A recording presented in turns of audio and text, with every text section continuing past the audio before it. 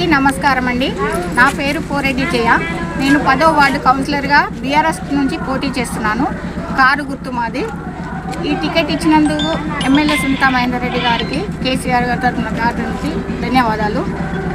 ఇక్కడ ఇంతకుముందుకు Congress ఉండేనండి. Congress 2 years back గెలిచి కూడా హామీలు ఇచ్చినవి ఏమీ చేయలేదు. వాళ్ళు చేయడానికి ఎందుకు చేయలేదో హామీలు మాత్రం ఇచ్చారు. ఇంతకుముందు మహిళలకు పెన్షన్ 2000 వచ్చేది. పెన్షన్ వాళ్ళకి 4000 చేస్తామన్నారు. ఏది ఎక్కడుంది మరి? 4000 ఇచ్చారా? ఒక్క గైడ్ కూడా అమలు చేయలేదు. 2500 ప్రతి ఇంటి మహిళకి ఇస్తా అన్నారు. ఆ 2500 ఏవండి? ఎవరు ఇచ్చారు?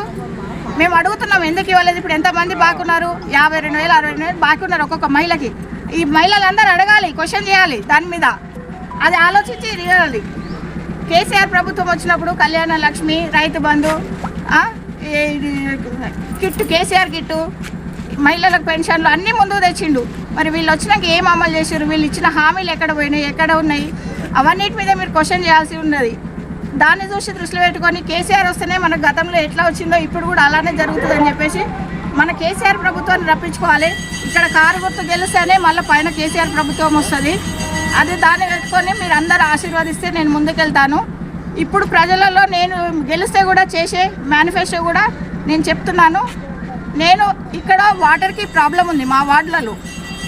దాన్ని దృష్టిలో పెట్టుకొని 2 వాటర్ ప్లాంట్లు వేయదలుచుకున్నాను. అది నా సొంత నిధులతోటి, ఏదో గవర్నమెంట్ నుండి ఫండ్ వస్తేనే చేస్తానని కూడా కాదు.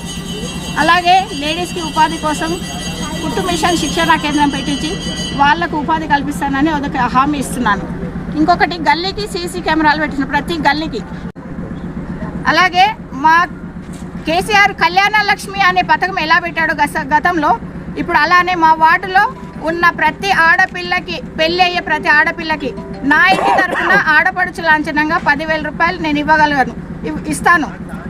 నేను ఇంకా మా అత్తమ్మ మామయ్య పేరు మీద కూడా ఒక వృద్ధులానే ఏం లేదు, వైద్య శిబిరం ప్రతి 6 నెలలకు ఒకసారి వైద్య శిబిరం ఏర్పాటు చేస్తాను ఫ్రీ.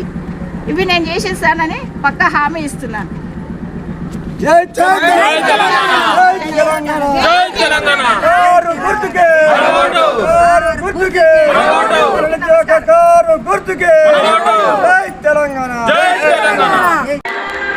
నా పేరు సురమైన వెంకటేష్ యాదవ్.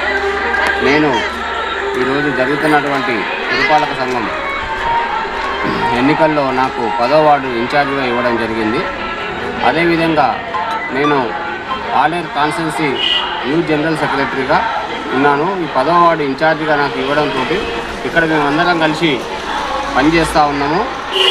ఇక్కడ మీకు ప్రజలకు చెప్పాల్సింది ఏంటంటే, గత ప్రభుత్వం ఏం చేసింది, ఇప్పుడు ప్రభుత్వం ఏం చేస్తుంది అనే దాని మీద మీరు శ్రద్ధగా ఒకసారి అవగాహన తెచ్చుకోవాలి.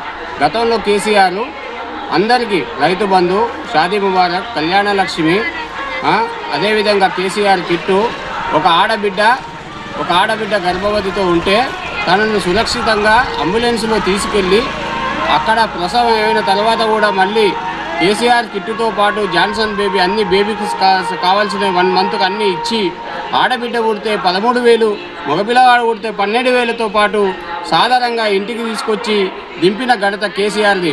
ఇవాళ మేము అడుగుతున్నాం కాంగ్రెస్ ప్రభుత్వాన్ని, ఆ కేసీఆర్ కిట్టును ఎందుకు రద్దు చేసిరు? ఆ కేసీఆర్ కిట్టు ఎందుకు ఇవ్వలేకపో? అదేవిధంగా రైతు బంధు కూడా ఎందుకు ఇస్తలేరో ఇవాళ మీరు ఎన్నికలలో మీరు సమాధానం చెప్పాల్సిన అవసరం ఉంది. ఇంకా అదే కాకుండా ప్రతి ఒంటరి మహిళకు 2,500 రూపాయలు ఇస్తామని చెప్పి మీరు ఇవాళ ఎందుకు ఇవ్వలేకపోతున్నారు చెప్పారు. మీరు ఇచ్చిన హామీలన్నీ 420 హామీలు.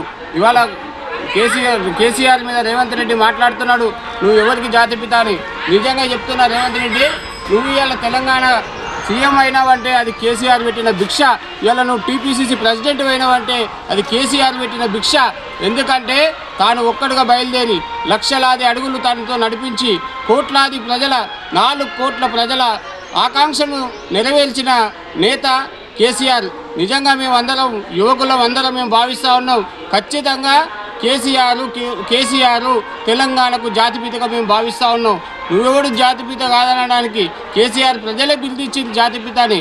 ఒక దొంగ హామీలు ఇచ్చి 420 హామీలు ఇచ్చి అబద్ధపు ప్రచారాలు చేసి అబద్ధపు హామీలు ఇచ్చి ఇవాళ నువ్వు పదవిలోకి నీ బతకంతా అబద్ధం.